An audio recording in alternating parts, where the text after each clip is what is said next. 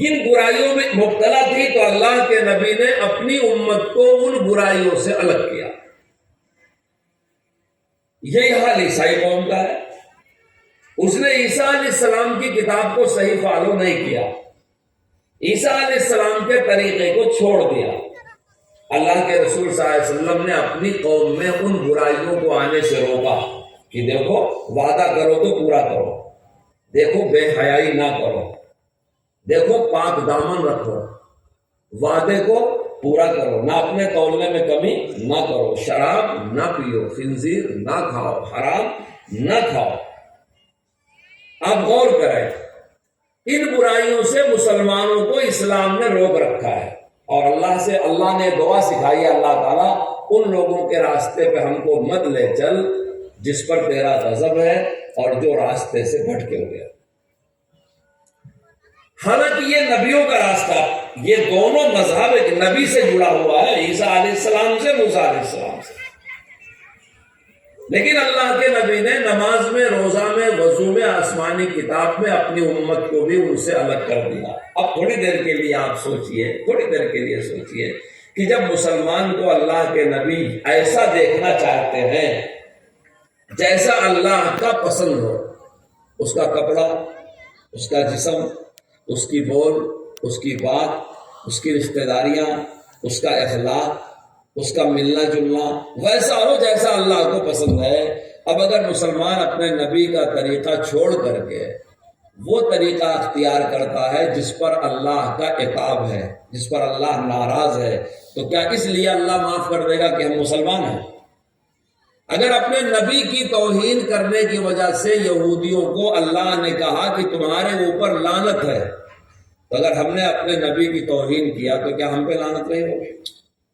انہوں نے اگر اپنے آسمانی کتاب تورات کی قدر نہیں کیا, اس لیے اللہ نے کہا کہ تم پر لعنت ہے, تو اگر کوئی مسلمان قرآن شریف کی بے ادبی کرے گا تو انہوں نے اگر اپنے نبیوں کو قتل کیا, ان کی توہین کیا, اس امت کے علماء انبیاء کے قائم مقام ہیں. اگر نبیوں کو اذیت دینے کی وجہ سے پچھلی امتوں کو اللہ نے کہا کہ تم پر لعنت ہے, تو اگر مسلمان کوئی اپنے عالم کی توہین کرے گا, اسلامی شاعر کی توہین کرے گا, تو کیا اس سے اللہ ہی کوئی رشتہ داری ہے؟ اس کا قانون تو ایک ہے. جن گناہوں کی وجہ سے پچھلی امتوں کو اللہ تعالیٰ نے ملعون قرار دیا ہے, اگر وہ گناہ ہمارے اندر پیدا ہو گئے تو ہمارے اندر بھی وہی لعنت والے اسباب پیدا ہو. جب مومن کو سیرت پاک کا آئینہ دکھایا جائے گا تو فائدہ جب ہوگا جب اس آئینے کے سامنے کھڑا ہو کر کے ہمارا مسلمان بھائی اپنی غلطیوں کو سدھارے گا. اس لیے میں نوجوان بچوں سے کہتا ہوں کہ آپ اپنی ایک ڈائری بناؤ اور علماء کی سیرت پاک کی جو باتیں سنتے ہو, جیسے مولانا ذاکر صاحب نے ابھی بہت اچھی بات معراج کے بارے میں فرمائی, بہت اچھی بات فرمائی, آپ جو سنتے آپ کے دل کو لگتی ہے آپ اسے نوٹ کر لیں, یا آپ کے ضرورت کی ہے آپ اسے نوٹ کر لیں. ضرورت کا مطلب ہے سونا ہر آدمی کی ضرورت ہے, کھانا ہر آدمی کی ضرورت ہے, گھر میں رہنا ہر آدمی کی ضرورت ہے, چپل پہننا ہر آدمی کی ضرورت ہے. اب ذرا ایک قدم آگے بڑھو, اللہ کے سامنے جھکنا, اگر غلام ہیں, کلمہ پڑھتے ہیں, مسلمان ہیں, تو اللہ کے سامنے جھکنا ہر آدمی کی ضرورت ہے. پاک صاف رہنا ہر آدمی کی ضرورت. یہ کوئی بہت بڑے فلسفے کی بات نہیں ہے. پیٹ بھرنے کے لیے کھانا ہے, ظاہر ہے منہ سے کھاتے, کوئی ناک سے تو نہیں کھاتا. اب جب زندگی کے لیے کھانا ہے تو اس کھانے کے بارے میں طریقہ بھی تو معلوم کرنا ہے. کس کو کھلانا میرے ذمہ ہے, خود مجھے کیسے کھانا چاہیے. کس کو پلانا میرے ذمہ ہے, خود مجھے کیسے پانی پینا چاہیے.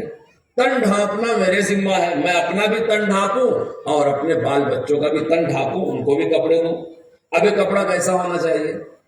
ظاہر ہے ہم جب غلام ہیں تو غلام تو منمانی نہیں کر سکتا نا. کلمہ پڑھنے کے بعد ہم ہر چیز میں محمد رسول اللہ صلی اللہ علیہ وسلم پر ڈیپینڈ ہو گئے, اور جو چیز کام آئے گی دنیا اور آخرت میں وہ کلمے کا رشتہ ہی کام آئے گا بس. اس کے علاوہ کوئی سا بھی رشتہ نبی کا کام نہیں آئے گا.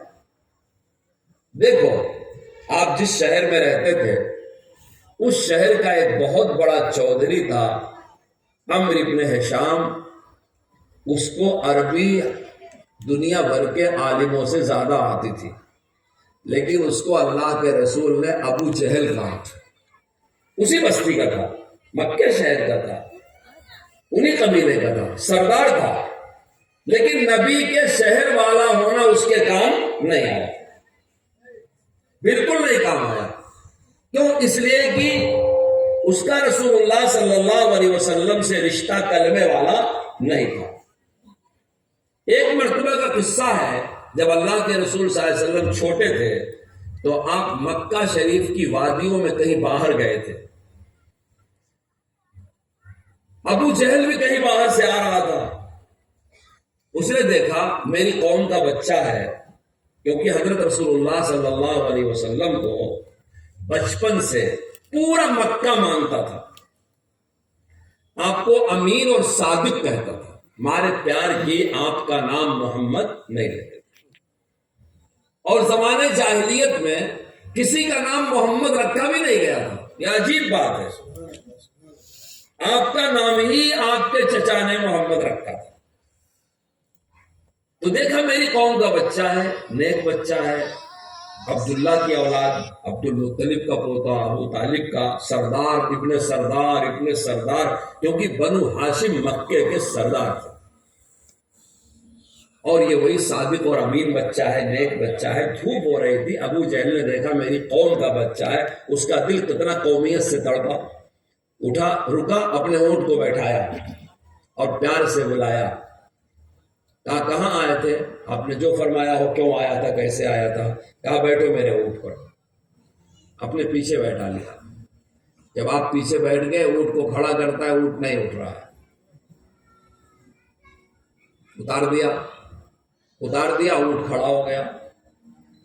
اچھا، ابھی اس کا دماغ نہیں چلا کیا ہو رہا ہے، پھر دوبارہ پیچھے بیٹھایا، پھر اونٹ نہیں کھڑا ہو رہا ہے، پھر اتار دیا، پھر اونٹ کو کھینچا تو اونٹ کھڑا ہو گیا۔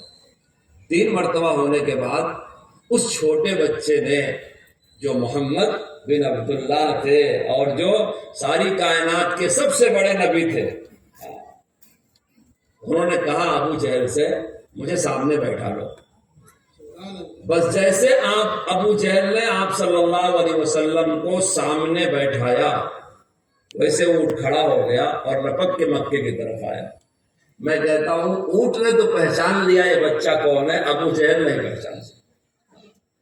حالانکہ رسول اللہ کی قوم کا تھا، رسول اللہ سے محبت بھی کرتا تھا، ان کی خدمت کے لیے سواری بھی روکا اور ادب بھی کرتا تھا۔ ابو جہل، ایک بدو آیا دیہات سے، اس کا پیسہ باقی تھا ابو جہل کے ذمہ، یہ سردار تھا، وصول نہیں کر پاتا تھا اس سے۔ مکے والوں نے کہا ایک آدمی اگر کہہ دے تو ابو جہل پیسہ دے دے گا۔ کہا کون؟ کہا محمد بن عبداللہ ہے۔ کہاں ملیں گے؟ بولے حرم میں ہوں گے۔ اس بیچارے دیہاتی کو کیا معلوم، وہ بیوپاری تھا، مکہ بازار میں آیا، اس نے کہا محمد بن عبداللہ ہے؟ کہا ہوں۔ کہا میری خدمت کرو؟ کہا کروں گا۔ کہا عمرو بن ہشام کے ذمہ میرا پیسہ باقی ہے، مجھے پھرا رہا ہے، دے نہیں رہا ہے۔ آپ نے کہا چلو میں چلتا ہوں۔ اسے کہتے ہیں خدمت خلق، سوشل ورک، سمجھ رہے ہیں؟ اللہ کے رسول صلی اللہ علیہ وسلم نے کچھ لوگوں کی ایک کمیٹی بنائی تھی مکے میں، اتفاق سے جن لوگوں کی کمیٹی بنائی